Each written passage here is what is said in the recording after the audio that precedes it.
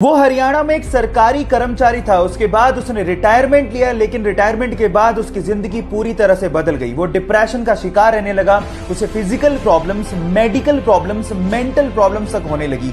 1.5 साल तक वो बेड पर ही पड़ा रहा और किसी के सहारे के बिना तो वो उठ भी नहीं सकता था। लेकिन उसके बाद उसने अपने दिमाग को समझाया, अपनी विल पावर को जगाया और आज वो बंदा 60 की उम्र में एक सीनियर एज रैंप मॉडल और एक एक्टर है।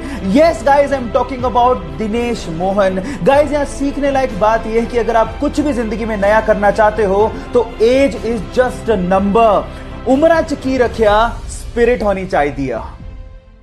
जब आप छोटे बच्चे थे तो आप क्या करते थे? चलो छोड़ो, इस बच्चे की सुनो। जब 1 साल का था तब से वो ब्रूस ली की मूवीज देख रहा है। अपनी टाइमिंग ब्रूस ली के जैसा करने के लिए उसने ब्रूस ली की सारी मूवीज चार्ट डाली और 4 साल की उम्र तक आते आते उसने ब्रूस ली के सारे स्टंट सीख लिए। और आज वो लड़का अपने अंगूठे पे पुशअप करता है, अपने हाथ की एक उंगली पे प्रेसअप करता है, अपनी मुट्ठियों पे चलता है और ब्रूस ली के जैसे सारे किकिंग स्टाइल करता है। और आज गाइस वो लड़का इंस्टाग्राम, फेसबुक, यूट्यूब पे छाया हुआ है। यस गाइस, उसका नाम है रेवसे इमाई, जिसे आज लोग छोटा ब्रूस ली भी कहते हैं। वो तो अपने डेडिकेशन के बलबूते पर अपने आइडियल के जैसा बन गया। आप किसके जैसा बनना चाहते हैं? चैट सेक्शन में लिखना मत भूलिएगा।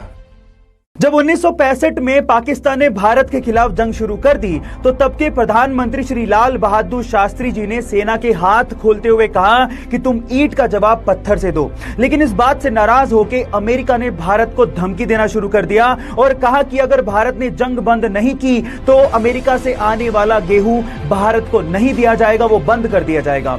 इस बात से लाल बहादुर शास्त्री जी ने सबसे पहले अपने रसोइये को कहा कि तुम अब से सिर्फ एक ही वक्त का खाना बनाओगे और उसके बाद देशवासियों से अपील की कि वो अब एक ही वक्त का खाना खाएं, क्योंकि हम लोग एक वक्त का खाना खा लेंगे लेकिन यूएस की धमकियों के आगे झुकेंगे नहीं।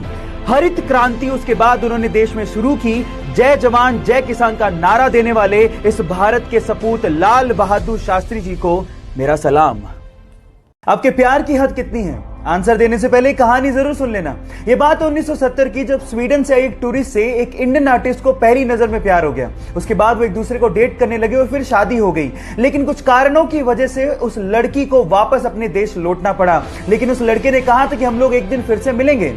इतने पैसे नहीं थे कि वो लड़का फ्लाइट ले सकता, इसलिए साल भर बाद उसने अपना सब कुछ बेच के 60 रुपए में एक साइकिल खरीदी और 500 रुपए लेके दीवाना निकल पड़ा दिल्ली से अपने प्यार से मिलने। और 4 महीने की मशक्कत के बाद, कोई टेक्नोलॉजी ना होने के बावजूद भी वो स्वीडन पहुंच गया। इतना शिद्दत वाला प्यार देखकर लड़की के माँ बाप ने लड़के और लड़की की फिर से स्वीडन में शादी करवा दी। है ना जुनूनी बात? आपके प्यार में कितना जुनून है? चैट सेक्शन में लिखने मत भूलिएगा। 14 मार्च इतिहास का सबसे रहस्यमय डेट है। अब ऐसा क्यों? क्योंकि इसी दिन एक महान वैज्ञानिक अल्बर्ट आइंस्टाइन का जन्म हुआ था और इसी दिन एक महान वैज्ञानिक स्टीफन हॉकिंग्स की मृत्यु हुई थी। अब आप लोग कहेंगे कि इसमें क्या खास बात है? खास बात है क्योंकि 14 मार्च को ही 1:59 पे हम लोग पाई डे बनाते हैं। अब पाई क्या है? पाई एक रहस्यमयी गणित का नंबर है जिसके बिना स्पेस और साइंस की बहुत सारी डिस्कवरीज अधूरी हैं। अब आप नंबर पे गौर करिएगा। मार्च तीसरा महीना, उसके बाद डेट है 14 और टाइम है 1:59, यानी कि 3.14159। आपने पाई का वैल्यू दशमलव के बाद 5 स्थानों तक याद कर लिया। इससे रहस्यमयी और मोटिवेटिंग चीज क्या हो सकती है?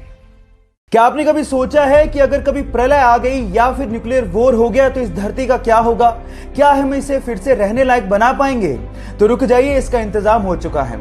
आर्कटिक महासागर के दूर दराज के एक द्वीप पर बहुत ही सुरक्षित तहखाना बनाया गया है और यह दुनिया का सबसे बड़ा बीज संग्रहालय भी है, जहां पर 25 करोड़ से ज्यादा फसलों और उसकी प्रजातियों को संग्रहित किया गया है। यह इतना सुरक्षित है कि अगर कोई आपदा आती है या फिर न्यूक्लियर वॉर होता है तो उस तहखाने को कुछ भी नहीं होगा और मानव जाति को फिर से फलने और फूलने का एक मौका मिल जाएगा। उस सबसे सुरक्षित संग्रहालय का नाम है स्वालबोर्ड सीड वोल्ट। सो गाइस, घबराने का नहीं, क्योंकि हमने अपनी इस प्यारी सी धरती को किसी भी आपदा से बचाने का काम शुरू कर दिया है।